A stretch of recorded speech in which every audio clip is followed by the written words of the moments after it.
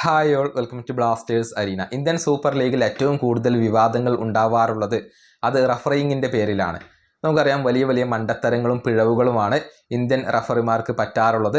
അതുകൊണ്ട് തന്നെ video assistant referring system നടപ്പിലാക്കണം എന്ന ഒരു ആവശ്യം ഏറെ കാലമായി ഇന്ത്യൻ ഫുട്ബോൾ ആരാധകർ ഉയർത്തുന്നു.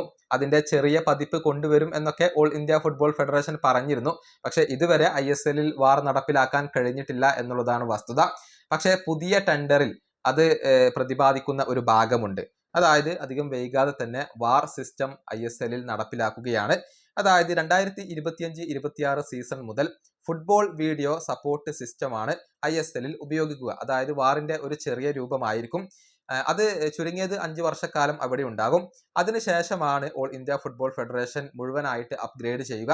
എന്നിട്ട് സമ്പൂർണ്ണ വാർ സിസ്റ്റത്തിലേക്ക് മാറും എന്നുള്ളതാണ്. അതായത് അടുത്ത സീസൺ മുതൽ തന്നെ ഫുട്ബോൾ വീഡിയോ സപ്പോർട്ട് സിസ്റ്റം അവിടെ ഉണ്ടാകും.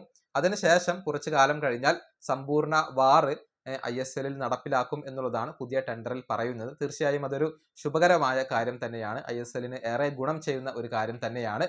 അത് നടപ്പിലാക്കാൻ സാധിക്കുമോ എന്നുള്ളത് മാത്രമാണ് ഇനി കാത്തിരുന്ന് കാണേണ്ട കാര്യം. ഈ വീഡിയോ അവസാനിപ്പിക്കുന്നു. അടുത്തൊരു വീണ്ടും കാണാം.